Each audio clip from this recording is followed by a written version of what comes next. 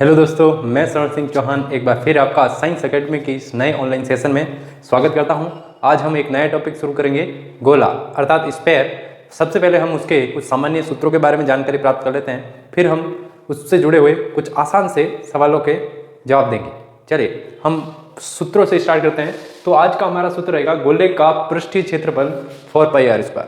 गोला एक 3D आकृति होती है, त्रिविमीय आकृति। गोला इस तरीके से होता है, उसका केंद्र O और ये एक तरह से त्रिविमीय आकृति होती है। त्रिविमीय अर्थात 3D आकृति, ऐसी आकृति जो उभरी हुई नजर आए, वो जैसे फुटबॉल हो गई या क्रिकेट के लिए गेंद हो गई, ये सारी 3D आकृतियाँ होती है, त्रिविमीय आकृतियाँ होती है, जिनकी लंबाई चौड़ाई ऊंचाई हो अर्थात जो उभरी हुई नजर आए उन्हें त्रिविमीय आकृतियाँ कहते हैं। तो गोला अर्थात स्फेयर एक त्रिविमीय आकृति होती है, जिसका पहला फॉर्मूला है पृष्ठीय क्षेत्रफल।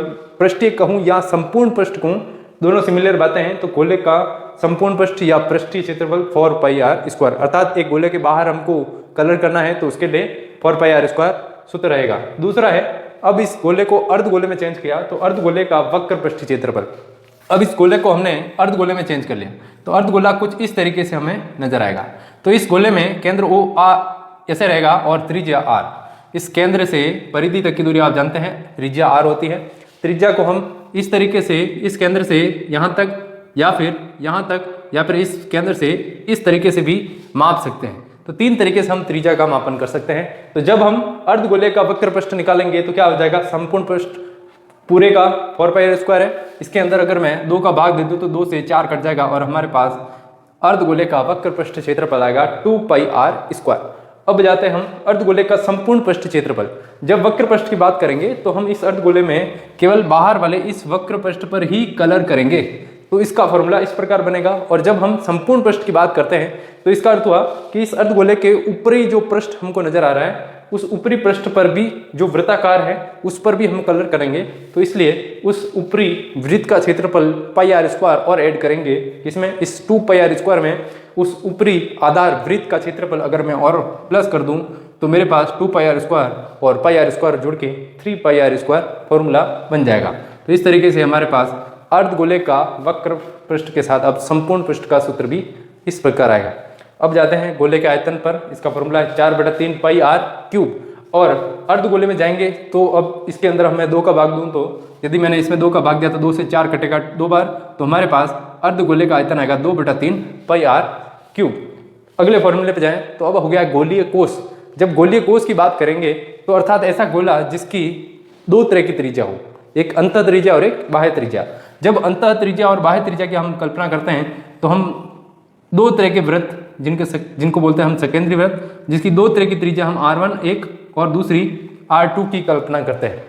तो गोलीय कोष अर्थात खोखला गोला हो सकता है, तो उसके लिए संपूर्ण पृष्ठीय क्षेत्रफल का फॉर्मूला 4πr1² - R2²। यहाँ भी उसी तरीके से चेंज हो रहा है। देखिए जैसे हम बेलन और शंकु के लिए कर सकते हैं, यहाँ पर R त्रिज्या का मान हल्का सा चेंज हो रहा है, 2 त्रिज्या होने के कारण R1² - R2² हो रहा है। 4πr² R का मान चेंज हो रहा है। अब जब आयतन पे आएंगे तो आयतन का फॉर्मूला 4/3πr³ होता है। तो गोलीय कोष का आयतन का फॉर्मूला केवल 4/3π एज इट इज, R³ लिखा है, वहां पर आपको क्या लिखना है, R1³ - R2³। तो इस तरीके से हमारे पास एक गोले के कोष और साधारण गोले और अर्धगोले के फॉर्मूले आते हैं। प्रश्न नंबर 1 की ओर बढ़ते हैं। तो हम प्रश्न करना स्टार्ट करें तो पहला प्रश्न लिख रखा है कि एक गोले का त्रिज्या का मान दे रखा है 1.4 सेंटीमीटर त्रिज्या के गोले के आयतन एवं पृष्ठीय क्षेत्रफल का मान ज्ञात कीजिए। प्रश्न मतलब संपूर्ण पृष्ठ। तो प्रश्न करने के लिए हम सबसे पहले लिखते हैं कि गोले की त्रिज्या दे रखी है। तो गोले की त्रिज्या R बराबर 1.4 सेंटीमीटर। अब सबसे पहले हमें ज्ञात करना है गोले का वक्र पृष्ठीय क्षेत्रफल या गोले का संपूर्ण पृष्ठ। तो गोले का संपूर्ण पृष्ठीय क्षेत्रफल, देखिए गोले के लिए वक्र पृष्ठ, संपूर्ण पृष्ठ या पृष्ठ तीनों सिमिलर बातें होगी। अर्धगोले के लिए वक्र पृष्ठ और संपूर्ण पृष्ठ दोनों अलग अलग सूत्र बन जाएंगे। जबकि गोले का संपूर्ण पृष्ठ फॉर्मूला क्या, 4πr²। मान रखूँ 4, पाई का मान 22/7, R² मतलब R का मान 1.4 का होल स्क्वायर। 4 × 22/7, 1.4 का गुणा 1.4 से करके लिखेंगे। अब आप पॉइंट को हटाकर 7 का भाग दे सकते हैं और आगे आंसर करना स्टार्ट कर सकते हैं। 4, 22, बटे 7, 7 का भाग 1.4 में देंगे तो आएगा 0.2 इंटू 1.4 कंटिन्यू। मैंने 7 का भाग 14 में दिया, 14 मान सकते हैं आप, पॉइंट को एक बार इग्नोर करते हुए, 7 दूनी 14, 7 2 14, पॉइंट लगाएंगे तो 0.2। तो इस तरीके से इसका 4πr² में मान रखने पर इसका मान आ रहा है। अब मैं इनको गुणा कर दूं तो उत्तर आएगा 246.64 सेंटीमीटर स्क्वायर। तो वक्र पृष्ठ आया, संपूर्ण पृष्ठ 24.64। अब अब जाते हैं गोले का आयतन पर। तो हम लिखते हैं गोले का आयतन। तो गोले का आयतन सबसे सिंपल सा एक फॉर्मूला है 4/3 पाई r क्यूब, 4/3 पाई r क्यूब। इसके अंदर हम त्रिज्या का मान रखें तो हमारे पास है 4/3, पाई का मान 22/7, r का मान 1.4 का क्यूब। आगे हल करें 4/3 22/7, 1.4 को 3 बार लिखें 1.4 इंटू 1.4। तो इस तरीके से अब हम आगे लिखते हुए हल करें तो इसका काटें, 2 का भाग इसमें दें, फिर 3 का लास्ट में देना पड़ेगा हमको। तो इसका आंसर आएगा 11.5 सेंटीमीटर क्यूब। तो इस तरीके से गोले का संपूर्ण पृष्ठ और आयतन का यदि हमें फॉर्मूला याद हो तो हम कैलकुलेशन से हल्की सी मल्टीप्लाई और डिवाइड के सहायता से हम इस दोनों क्वेश्चंस के आंसर आसानी से दे सकते हैं। चलिए अगले प्रश्न की ओर बढ़ता हूँ। प्रश्न नंबर 2 ये कह रहा है कि एक गोले का पृष्ठीय क्षेत्रफल 616 सेंटीमीटर स्क्वायर हो तो इस गोले का आयतन ज्ञात करके बताइए। हम जानते हैं कि गोले का आयतन का फॉर्मूला क्या होता है 4/3 पाई r क्यूब, जिसके अंदर हमें त्रिज्या का मान सबसे ज़्यादा आवश्यक रहता है। तो हम सबसे पहले क्या करेंगे, इस पृष्ठीय क्षेत्रफल की सहायता से सबसे पहले त्रिज्या का मान ज्ञात करेंगे, फिर आयतन का मान करना स्टार्ट करेंगे। तो स्टार्ट करें तो हमें क्या दे रखा है, गोले का वक्र पृष्ठीय क्षेत्रफल या गोले का सिर्फ लिख सकते हैं पृष्ठीय क्षेत्रफल बराबर 616 सेंटीमीटर स्क्वायर। अब लेफ्ट हैंड से हम इसका फॉर्मूला लिखते हैं 4πr² बराबर 616, पाई का मान रखें, पाई का मान है 22/7, r² बराबर 616। r² को ट्रांसफर करें तो 616, r² को अपनी जगह पर 7 ऊपर और बाकी संख्याएं जाएगी भाग में, 4 इंटू 22, 4 इंटू 22 करें, 4 इंटू 22 कितना होता है 88 का मैं भाग दूं 616 में तो 88 का 616 में किस तरीके से भाग दे सकता हूँ, 11 से काट सकते हैं, फिर 4 से काटिए तो इसका भाग जाएगा 7 बार, तो ऊपर आएगा 7 इंटू 7। अब r बराबर क्या होगा 7 इंटू 7 √7 इंटू 7। अब हम गुणनखंड की ओर बढ़ रहे हैं, 7 इंटू 7 गुणनखंड के रूप में दे रखा है, 2 में 2 जोड़े बन रहे 7 के, 7 एक जोड़ा बाहर निकालिए तो r बराबर क्या हो गया 7 सेंटीमीटर। तो इस तरीके से हमारे पास इस गोले की त्रिज्या हमें प्राप्त हो चुकी है। तो अब हम गोले के आयतन को ज्ञात करने की ओर बढ़ सकते हैं। तो गोले का आयतन बराबर 4/3 पाई r क्यूब, मान रखें 4/3, पाई का मान 22/7 और r क्यूब, r त्रिज्या का मान हमें ज्ञात हो चुका है 7, तो हम या 7 लिखें तो 7 क्यूब। आगे बढ़ें 4/3 पाई का मान 22/7, r क्यूब मतलब 7 इंटू 7 इंटू 7। अब एक साथ से एक साथ कैंसिल कर दें और बाकी बचेंगे हमारे पास 22, 7 इंटू 7 इंटू 7 अपॉन में 3। अब हम ऊपर वाले को मल्टीप्लाई करके 3 से डिवाइड कर ले तो हमारे पास उत्तर आएगा 1437.33 सेंटीमीटर क्यूब। तो इस प्रश्न के अंदर हमने वक्र पृष्ठ का क्षेत्रफल दे रखा था, संपूर्ण पृष्ठ, उसकी सहायता से सबसे पहले त्रिज्या का मान ज्ञात किया जो 7 सेंटीमीटर आई, और उसके बाद 4/3 पाई r क्यूब आयतन के फॉर्मूले में मान रखने पर आंसर आया 1437.33 सेंटीमीटर क्यूब। प्रश्न नंबर 3 की ओर बढ़ते हैं। तो प्रश्न नंबर 3 में ये कह रहा है कि एक गोले की त्रिज्या है 4.5 सेंटीमीटर, तो उसके अर्धगोला दे रखा है, अर्धगोले की त्रिज्या 4.5 है, तो उसका संपूर्ण पृष्ठीय क्षेत्रफल और आयतन का मान ज्ञात करके बताइए। तो सबसे पहले हम क्या लिखते हैं कि त्रिज्या कितनी दे रखी है, और यहाँ ध्यान रखें अर्धगोला दे रखा है, तो हम लिखेंगे अर्धगोले की त्रिज्या r बराबर 4.5 सेंटीमीटर। अब पहला प्रश्न पूछा गया है, पहला प्रश्न है अर्धगोले का संपूर्ण पृष्ठीय क्षेत्रफल, अर्धगोले का संपूर्ण पृष्ठीय क्षेत्रफल अर्थात टोटल सरफेस एरिया। अर्धगोले के लिए फॉर्मूला है 3πr²। इसके अंदर मैं मान रखूँ तो 3 पाई का मान 22/7, r² मतलब 4.5 का स्क्वायर। आगे अमल करें तो 22/7 4.5 इंटू 4.5, इनका हम गुणा कर दें तो हमारे पास उत्तर आएगा, ऊपर सबका मल्टीप्लिकेशन करें, ऊपर सबका मल्टीप्लिकेशन करेंगे तो हमारे पास उत्तर आएगा 1336.5 बटा में 7 कंटिन्यू। अब 7 का यदि मैं और भाग दे दूँ तो मेरे पास उत्तर आएगा 190.93 सेंटीमीटर स्क्वायर, 190.93 सेंटीमीटर स्क्वायर। अब दूसरे प्रश्न की ओर बढ़ते हैं। तो दूसरा प्रश्न पूछा गया है अर्धगोले का आयतन। अर्धगोले का आयतन, इसका फॉर्मूला बड़ा आसान सा है। जो गोले का आयतन होता है उसी से अर्धगोले का आयतन आता है 2/3 पाई आर क्यूब। मान रखें 2/3 पाई का मान 22/7 आर क्यूब मतलब 4.5 का क्यूब। अब मान रखें हम और हल करें तो हमारे पास आएगा 22/7 4.5 का क्यूब मतलब 4.5 इंटू 4.5 इंटू 4.5। अब इनको हल करें तो इसका भी लगभग मान यही आएगा 190.93 सेंटीमीटर क्यूब। तो इस तरीके से इस अर्धगोले की त्रिज्या का मान दे रखा है। तो हम इसके दोनों मान या और भी कोई मान पूछा जाए तो दो फॉर्मूला है, एक संपूर्ण पृष्ठ वक्र पृष्ठ का और होता है 2 पाई आर स्क्वायर, उसका भी मान हम ज्ञात कर सकते हैं। चले प्रश्न नंबर 4 की ओर बढ़ते हैं। तो इस प्रश्न के अंदर हमें पूछा गया कि एक गोले का आयतन 38,808 सेंटीमीटर क्यूब है, तो इसके संपूर्ण पृष्ठ क्षेत्रफल का मान ज्ञात करके बताइए। तो इसके अंदर भी हम देख सकते हैं कि त्रिज्या का मान अज्ञात दे रखा है। तो सबसे पहला उद्देश्य हमारा रहेगा कि हम त्रिज्या का मान ज्ञात करें और उसके बाद आगे वाले प्रश्न का आंसर दें। तो सबसे पहले हम लिखते हैं कि हमें क्या दे रखा है। हमें लिखा हुआ है कि गोले का आयतन बराबर 38,808। अब इस साइड हम लिखते हैं आयतन का फॉर्मूला, क्योंकि हमें त्रिज्या का मान ज्ञात करना है, बराबर 38,808।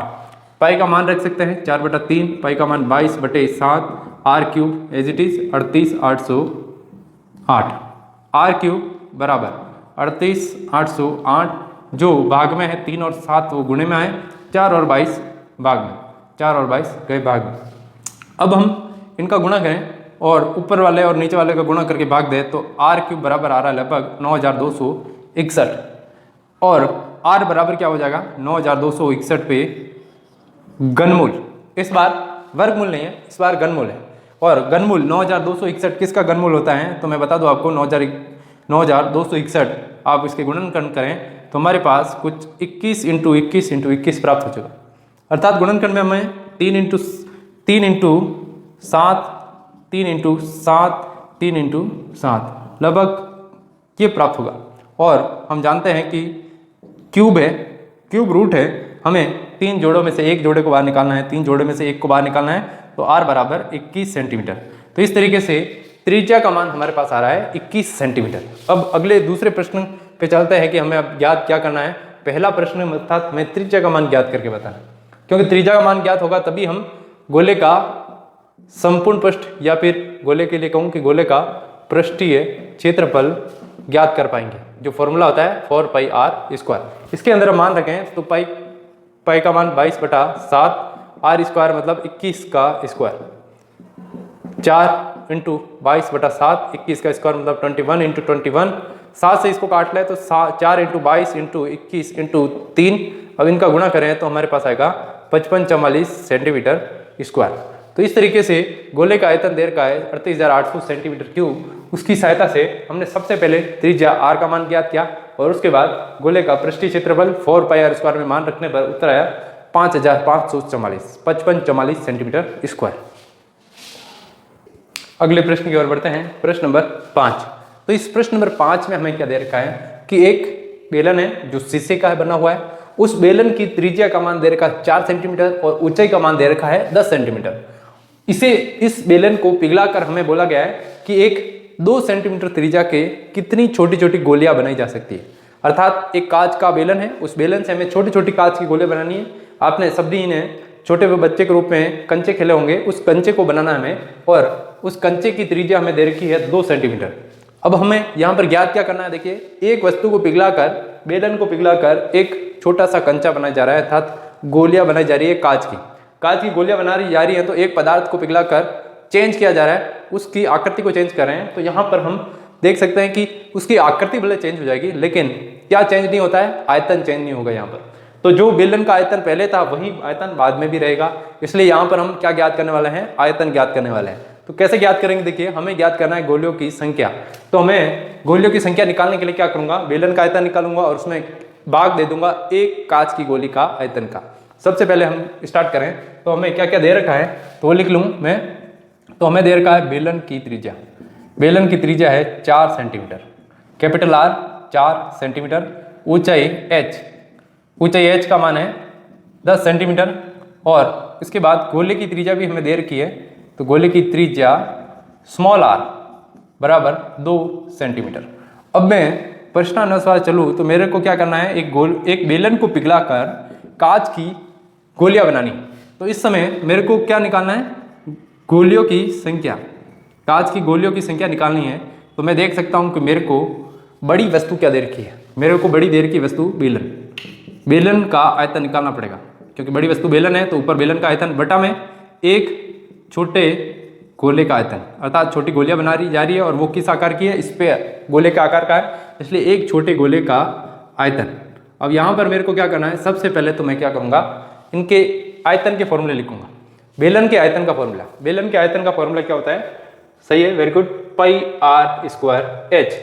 तो यहाँ पर मैं बेलन का आयतन लिखूंगा पाई आर, आर लिखना हमको capital, pi R square H, और छोटे गोले का आयतन 4/3 pi R cube, pi R cube. अब यहाँ पर देखिए कि पाई से तो पाई कैंसिल हो जाएगा, 3 को ऊपर ले जाइए क्योंकि अपॉन के नीचे अपॉन है, तो 3/4, पाई से pi cancel, R cube H, R cube H अर्थात आर का मान रखूंगा मैं 4, आर स्क्वायर और एच का मान है 10 और आर क्यूब नीचे है तो नीचे 2 का क्यूब लिखना मेरे को, ये 2 का क्यूब। अब मैं कंटिन्यू करूँ, 3/4, 4 × 4 × 10 बटा में 2 का क्यूब मतलब 2 × 2 × 2।